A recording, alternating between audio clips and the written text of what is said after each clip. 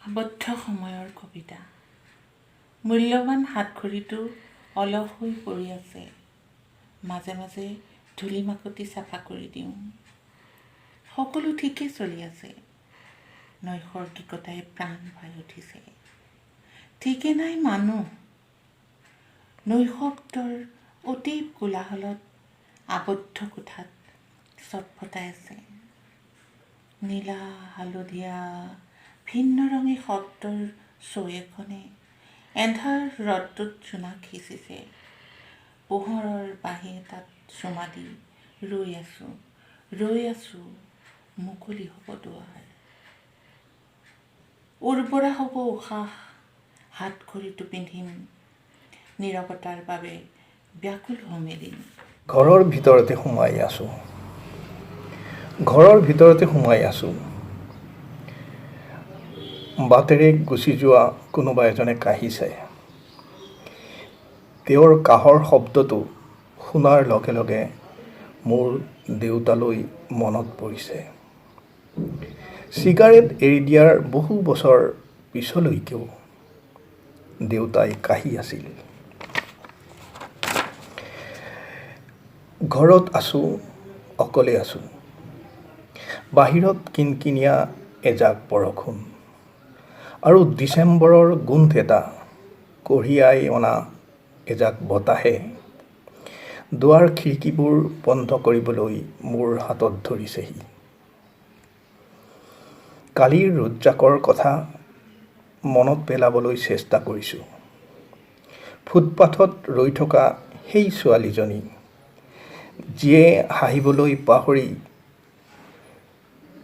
যোৱাৰ পিছতো হাঁহি এটা বিৰিঙাই ৰাখিছিল শুকান ওঠত কাৰোবাৰ অপেক্ষাত।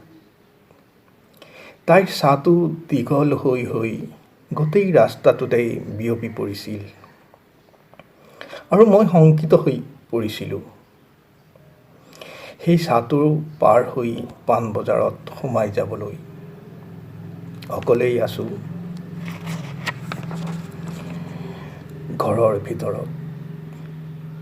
বৰষুণজাকৰ মাজেৰে ওলাই যোৱা মানুহবোৰক চাবলৈ মন আছিল। তিনিজনী কলেজীয়া ছোৱালীৰ ফুলাম ছাতি তিনিটা মোৰ খিৰিকীৰ আইনাত ঘূৰি ঘূৰি অদৃশ্য হৈ গৈছিল। মই অকলেই আছোঁনে? দেউতাৰ চিগাৰেটৰ গোন্ধ, ফুটপাথৰ ৰঙীন ছোৱালীজনী আৰু সেই ফুলাম তিনিটা ছাতি মোৰ লগত আছে কাৰণেই মই ঘৰৰ ভিতৰত সোমাই আছোঁ অকলশৰে। পৃথিৱীৰে আইৰ বুকুৰ পৰা ওলাই অহা দিন চেৰেক হ'ল। আয়ে বুকুত শিল বান্ধি লৈছে আৰু ময়ো। এই যে ওলাই অহাটো ই এক প্ৰয়োজনবোধ। মই পৃথিৱীৰে খাপ খাবলৈ এই প্ৰয়োজনবোধ আইৰো আৰু মোৰো। তেওঁ স্বাৰ্থহীন আৰু মই স্বাৰ্থপৰ জীয়াই থাকিবৰ বাবে। কথাবোৰ ভাবি ভাবি মই বিচনাখনত শৰীৰটো এৰি দিছোঁ। কথাবোৰ ভাবি থাকোঁতেই মগজুত যেন কিহবাই কামুৰিছে। কাণত কুটকুটনিৰ শব্দ নে শব্দবোৰহে কাণ দুখনে মগজুলৈ ঠেলিছে। আচলতে শিতানৰ কাষৰ কাঠৰ দুৱাৰখনত উইপুক লাগিছে। উইৰ কৰকৰণিৰ শব্দ মোৰ মন মগজুত শিপাইছে।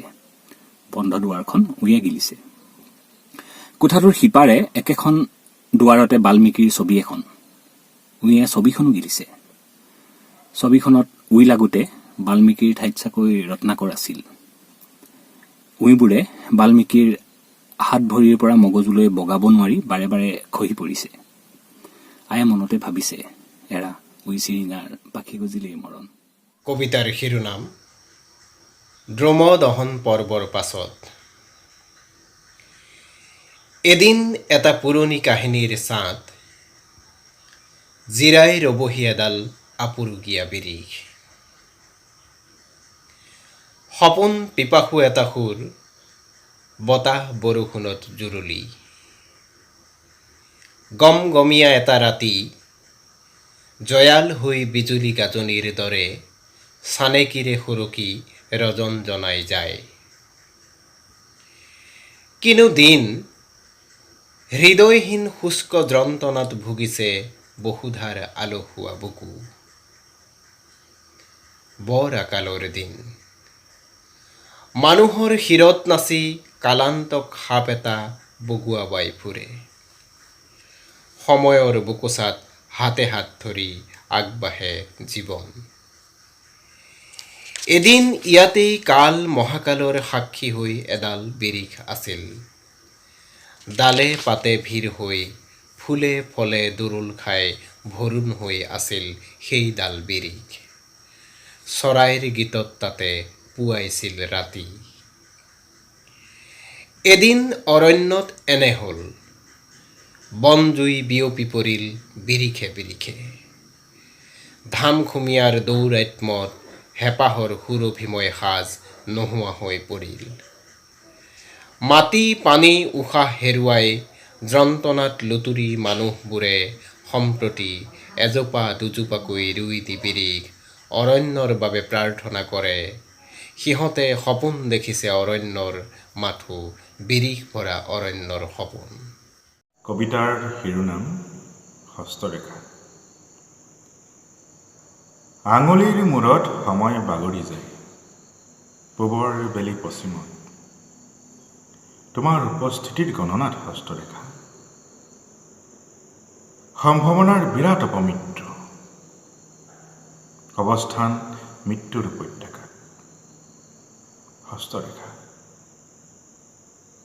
তোমাৰ অস্তিত্ব কি? তোমাৰ ঠিকনা? বঞ্চিতৰ সমাধান কি? হস্তৰেখা। আকাশত চপৰা চপৰে কলীয়া ডাৱৰ, কিন্তু ক'তা? চিৰাল ফাট দিয়া পথাৰ, দামুৰি পোৱালি নদৰে তাত। তিনিমূৰীয়া বৃদ্ধাৰ অপেক্ষাৰ অন্ত নাই হস্তৰেখা। স্বাধীনতাৰ নামত বৰপুত্ৰ আজিও ঘৰলৈ অহা নাই। হস্তৰেখা। চিগাৰেটৰ টুকুৰাবোৰ গণি গণি মোৰ হৃদপিণ্ডৰ পৰীক্ষা নকৰিবা। মই ডাষ্টবিন ভাল পাওঁ।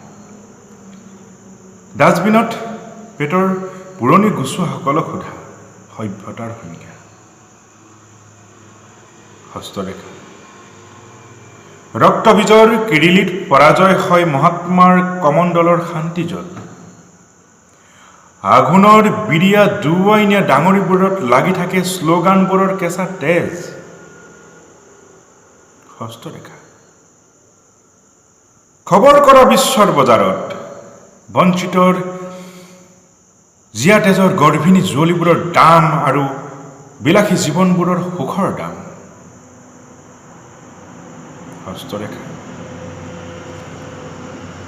ইতিহাসৰ পম বিচাৰি যেতিয়া বঞ্চিত অৱস্থাত নিজকে পাওঁ, স্তব্ধ হৈ ৰয় সন্ধিখুৰৰ হাঁহ হজলিবোৰ।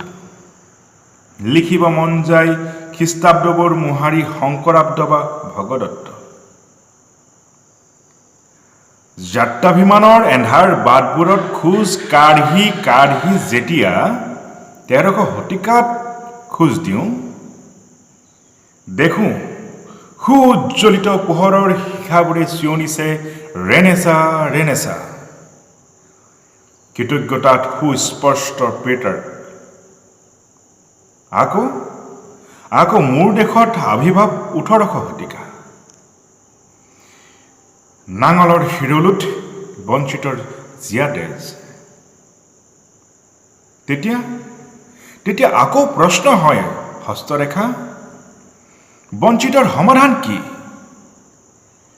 এন্ধাৰ বাটেৰেই নিজলৈ চাই কওঁ, তেতিয়া এন্ধাৰ বাটেৰেই নিজলৈ চাই কওঁ, life is not tolerable, life is not tolerable. ক্লান্তি ক্ষমা কৰা।